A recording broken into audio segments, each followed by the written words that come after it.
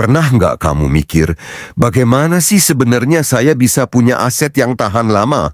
Soalnya jujur saja banyak orang merasa sudah investasi hari ini.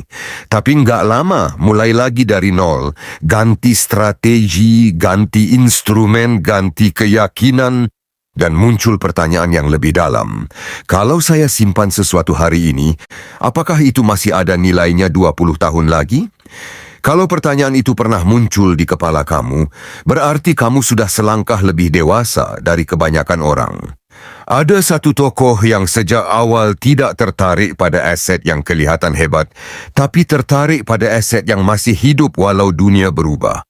Namanya Charlie Munger. Dan sebelum dia bicara soal saham, dia selalu memastikan satu hal dulu. Kita paham fungsi setiap jenis aset, bukan cuma namanya. Karena di self-bank, kita mikirin uang biar terus berkembang. Dan uang tidak bisa berkembang kalau kita tidak tahu sedang ditaruh di apa dan untuk tujuan apa. Sekarang kita mulai dari dasarnya. Bab 1. Kesalahan awal, menyebut semuanya aset. Kesalahan paling umum orang awam soal keuangan adalah ini. Semua hal yang dibeli dianggap aset, padahal tidak semua aset punya peran yang sama. Dan tidak semua aset layak disimpan puluhan tahun. Charlie Munger sangat tegas soal ini. Sebelum bicara untung, dia selalu bertanya, ini sebenarnya berfungsi sebagai apa? Karena ada aset yang tugasnya melindungi nilai, ada yang tugasnya menghasilkan. Ada juga yang sebenarnya cuma spekulasi. Kalau semuanya dicampur, kamu tidak akan tahu mana yang bisa diandalkan saat waktu berjalan. Dan inilah kenapa banyak orang merasa sudah investasi, tapi tetap tidak punya pegangan jangka panjang. Bab 2 memahami instrumen dulu, uang, emas, dan saham. Sebelum masuk ke saham atau perusahaan, kita perlu luruskan dulu gambaran besarnya. Pertama, uang tunai misalnya. Fungsinya jelas fleksibilitas. Uang memudahkan hidup, memberi ruang bergerak. Tapi uang bukan alat penyimpan nilai jangka panjang. Kalau disimpan terlalu lama, nilainya pelan-pelan terkikis. Lalu ada emas. Emas tidak diciptakan untuk berkembang cepat. Fungsinya melindungi nilai. Saat kondisi tidak pasti, emas cenderung bertahan. Tapi emas tidak menghasilkan apa-apa kalau hanya disimpan. Lalu ada saham. Dan disinilah banyak orang salah paham. Bagi Charlie Munger, saham bukan kertas naik turun. Saham adalah kepemilikan bisnis nyata. Artinya kalau kamu beli saham, kamu tidak sedang menebak harga. Kamu sedang ikut memiliki usaha yang menjual produk atau jasa ke manusia. Dan ini penting, karena dari semua instrumen, hanya bisnis yang punya potensi hidup dan berkembang seiring waktu. Tapi, tidak semua bisnis layak dipercaya puluhan tahun. Bab 3. Kenapa Charlie Munger memilih saham, tapi sangat selektif? Charlie Munger tidak membeli saham karena tren. Dia membeli saham karena bisnisnya masuk akal. Dia tidak bertanya, ini saham bisa naik berapa? Tapi dia bertanya, apakah bisnis ini masih relevan saat saya sudah tua? Ini cara berpikir yang sangat berbeda dan sangat jarang dipakai. Munger tahu teknologi bisa berubah, regulasi bisa berubah, selera bisa berubah. Tapi kebiasaan manusia berubah jauh lebih lambat. Maka fokusnya selalu ke bisnis yang produknya dipakai berulang, tidak perlu dijelaskan panjang lebar, tetap dibeli. Walau ekonomi naik atau turun, kalau sebuah produk harus terus diyakinkan ke konsumen, itu tanda bahaya. Aset yang kuat tidak butuh cerita hebat, dia hidup dari kebutuhan nyata. Sampai di sini satu hal harusnya mulai jelas. Charlie Munger tidak asal memilih aset. Dia memulai dari memahami instrumen, lalu memilih saham karena saham adalah kepemilikan bisnis. Tapi memilih saham saja belum cukup. Pertanyaannya sekarang, bisnis seperti apa yang bisa bertahan puluhan tahun?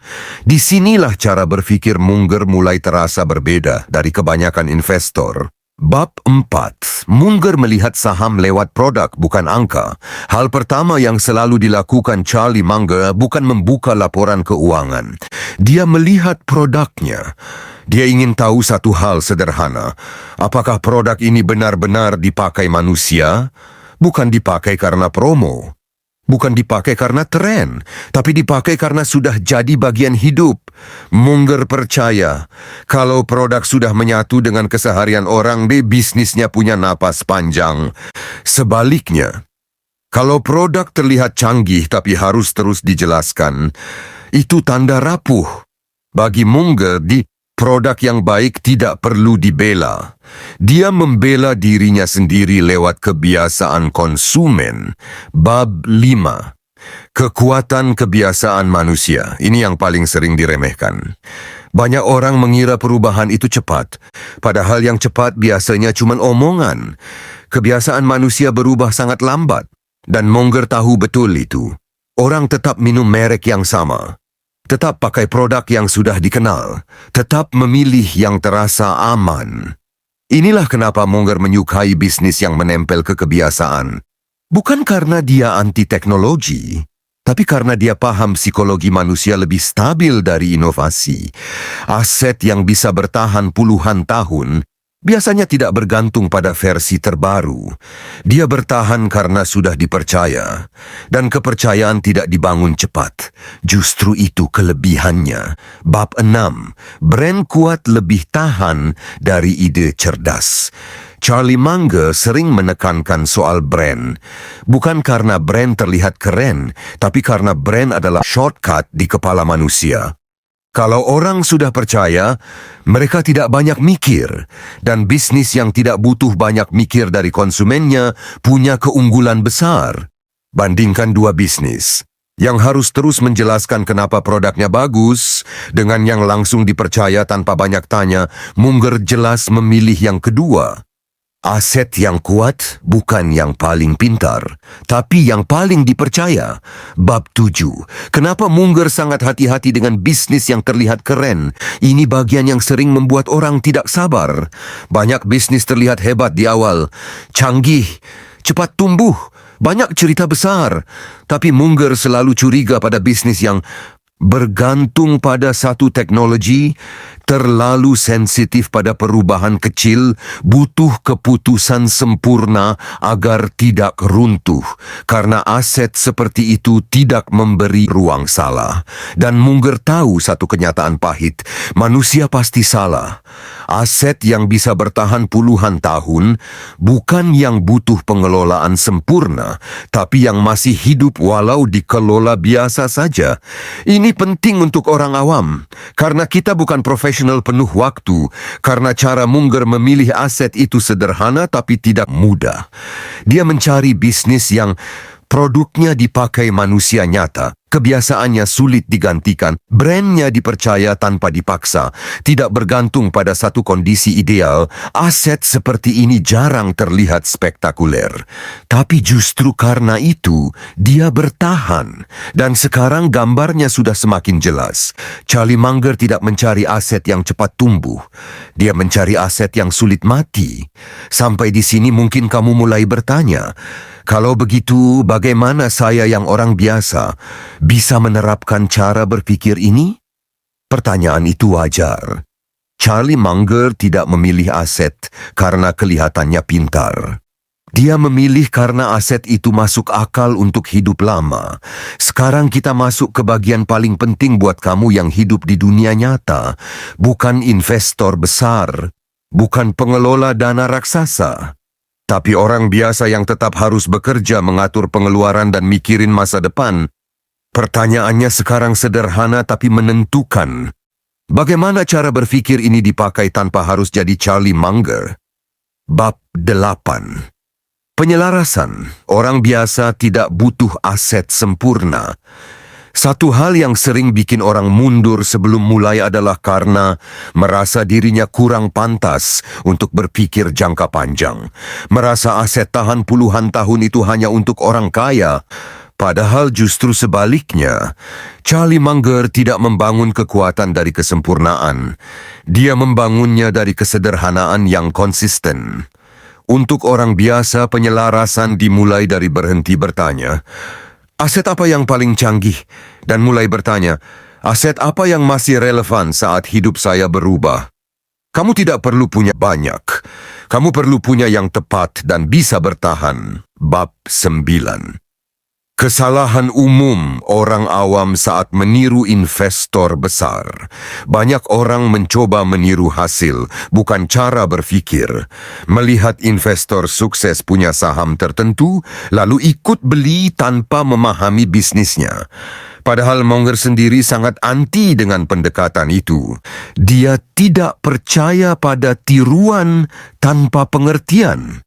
Kesalahan lain yang sering terjadi, terlalu sering ganti aset, cepat bosan dengan yang stabil, merasa tidak berkembang karena tidak ada sensasi. Padahal aset yang tahan lama memang jarang memberi sensasi. Dia memberi ketenangan. Dan ketenangan itu tidak kelihatan di awal, tapi terasa besar setelah waktu berjalan. Bab 10. Bagaimana cara berfikir ini dipakai secara nyata? Secara praktikal, cara berfikir Munger bisa diterjemahkan sederhana. Setiap kali kamu melihat peluang aset, jangan tanya dulu soal potensi naiknya. Tanya hal-hal ini. Produk atau jasanya masih dipakai manusia nyata atau tidak? Orang beli karena butuh atau karena hype? Kalau saya diamkan lama, apakah ini masih masuk akal? Pertanyaan-pertanyaan ini mungkin terasa membosankan, tapi justru disitulah kekuatannya. Aset yang kuat biasanya lolos dari pertanyaan sederhana, bukan dari presentasi hebat. Satu dampak besar dari cara berpikir ini bukan cuma di hasil finansial, tapi di cara kamu menjalani hidup. Kamu jadi tidak gampang panik, tidak ikut-ikutan, dan tidak merasa harus selalu benar, karena aset yang kamu pilih tidak bergantung pada keputusan harian. Charlie Munger selalu menghargai ketenangan mental, dan aset yang tahan lama memberi itu.